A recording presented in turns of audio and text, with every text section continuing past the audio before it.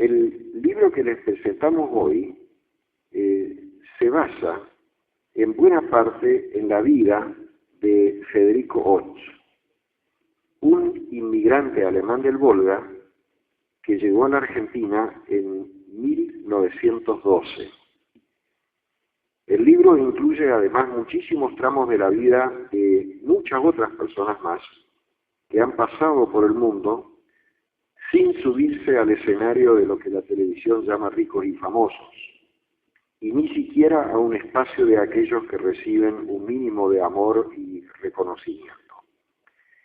Y con toda justicia se reconoce lo que se ha hecho a lo largo de tanto tiempo, antes de 1912, el momento en que empieza la historia de Federico Ott en la Argentina, como también después. Se reconoce la abnegación de quienes nos legaron un país de trigo y carne.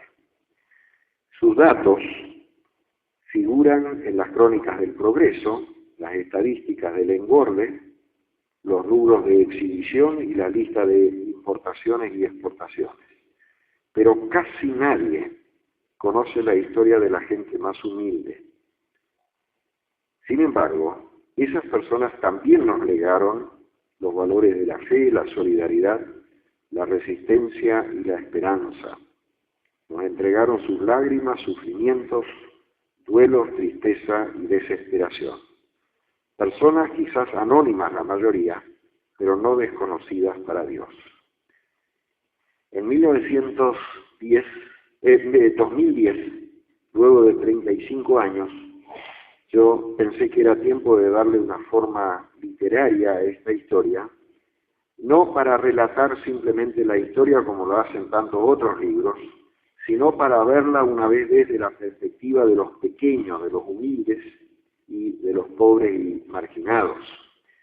Y me propuse rescatar simbólicamente, a través de esta figura, a tantas personas olvidadas que, sin embargo, han tenido una importancia decisiva para todos nosotros.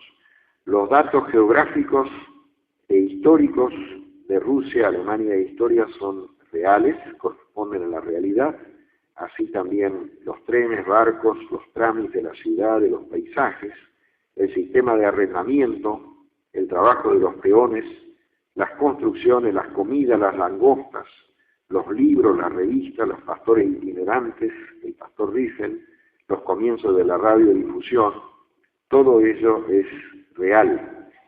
La estructura biográfica de Federico Ott, formada de muy pocos datos, también es real, así también son reales las personas nombradas que actúan en el libro. Lo que es novelado y agregado es el revestimiento de esos pocos datos de Federico y su ubicación. Cuando ustedes lean el libro, me sentiré recompensado si aprecian la fuerza de vida y el trabajo y la valentía de esas personas como Federico. De estas personas podemos aprender que nuestra propia dignidad, que también se la debemos a Dios, no es negociable. A pesar de todos los bajones de la historia, de la corrupción, de golpes económicos o la pérdida de tantos años.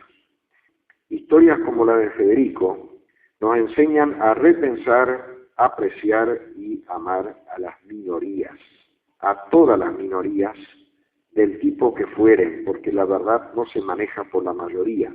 Uno puede tomar decisiones por mayoría, pero la verdad en sí es verdad por sí misma.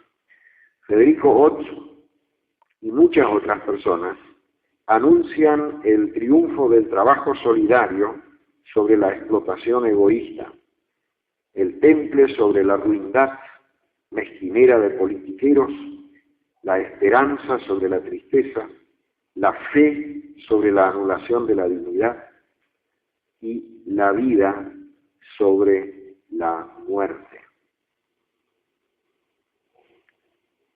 A fines del siglo XIX y en las primeras décadas del siglo XX llegaban cada día centenares y a veces miles de inmigrantes a Buenos Aires. Las primeras colonias fundadas por alemanes del Volga en Entre Ríos están en las cercanías de Diamante. Al llegar constantemente nuevas avalanchas de inmigrantes, la colonización se extendió poco a poco a toda la provincia de Entre Ríos. En 1912, cuando Federico Ott llegó a la Argentina, ya no quedaban tierras baratas y las condiciones ventajosas para los inmigrantes habían terminado. Aquellos inmigrantes que no podían comprar tierras, y conste que eran la mayor parte de los mismos a partir de 1900, tuvieron que arrendar un campo, frecuentemente de tierra de calidad inferior, y si eso tampoco era posible, les tocaba trabajar como peones rurales, o en el tendido del ferrocarril, o en cualquier changa o empleo.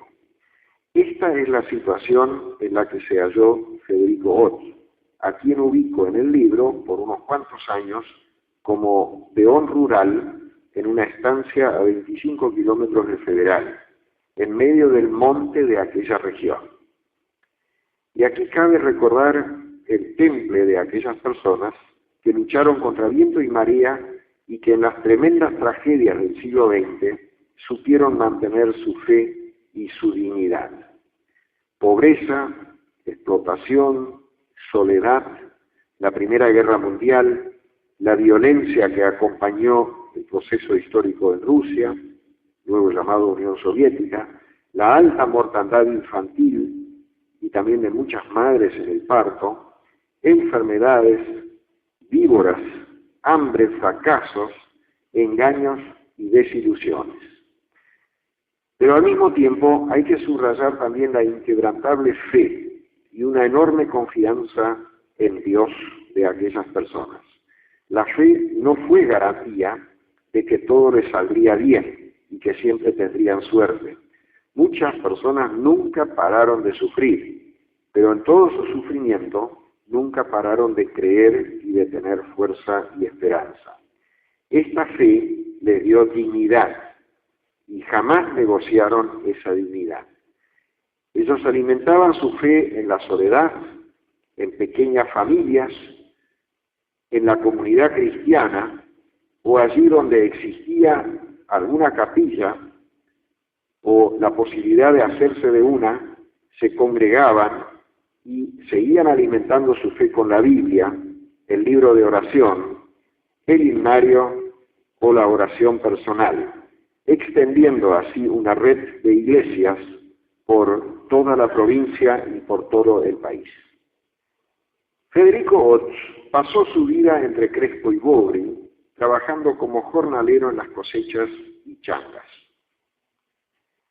Pasó los últimos años de su vida en la casa de Leopoldo Vogel y su familia, donde lo llegué a conocer personalmente en diciembre de 1974. En 1970 él había obtenido los beneficios de una pequeña pensión por ancianidad. Su hogar espiritual fue la Iglesia Evangélica del Río de la Plata en Bobril. Él falleció en Bobril el 5 de junio de 1975 y fue sepultado al día siguiente.